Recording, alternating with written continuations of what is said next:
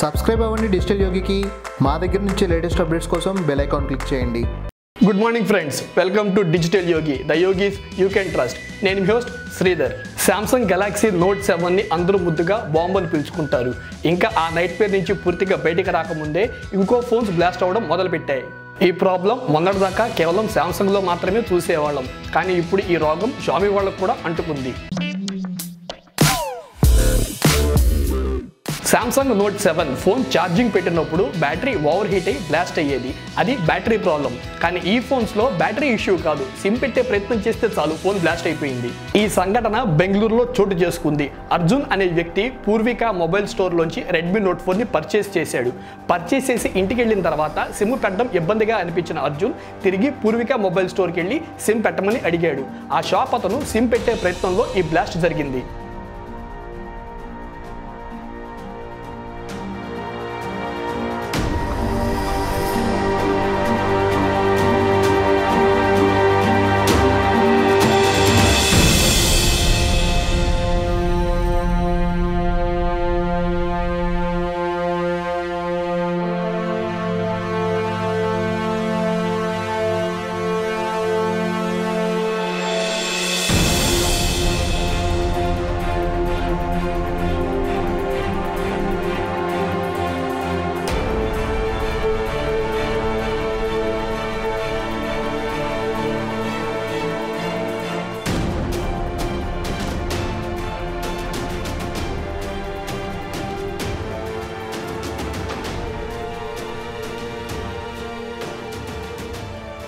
Xiaomi ఫోన్స్లో ఈ blast మొట్టమొదటిసారి రెడ్మీ నోట్ 4లో మాత్రమే కాదు, ఇంతకుముందు Redmi Note 3, MI 4i, MI 5, MI Band 2, Redmi 3Sలో కూడా జరిగింది.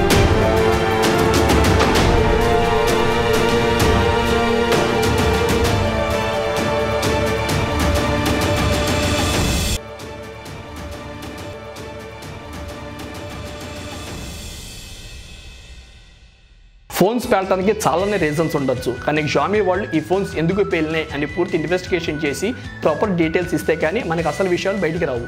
ఇంతకుముందు ఇలాంటి సినారియోల్లో షామీ వాళ్ళు ఒక న్యూ డివైస్తో రీప్లేస్మెంట్ చేసి చేతులు దులుపుకున్నారు. అంతే తప్ప బ్లాస్ట్లు ఎందుకు జరిగినాయి అనే ప్రాపర్ ఇన్వెస్టిగేషన్ ఎప్పుడూ జరపలేదు.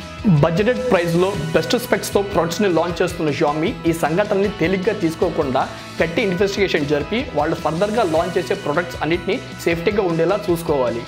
ఒకవేళ మీరు షామీ ప్రొడక్ట్స్ యూజర్ అయితే కనుక మీ మొబైల్ డివైసెస్లో సిమ్ మార్చేటప్పుడు కొంచెం జాగ్రత్త వహించండి. మరిన్ని లేటెస్ట్ అప్డేట్స్తో మళ్ళీ డిజిటల్ యోగిలో కలుద్దాం. అంతవరకు స్టే ట్యూన్డ్.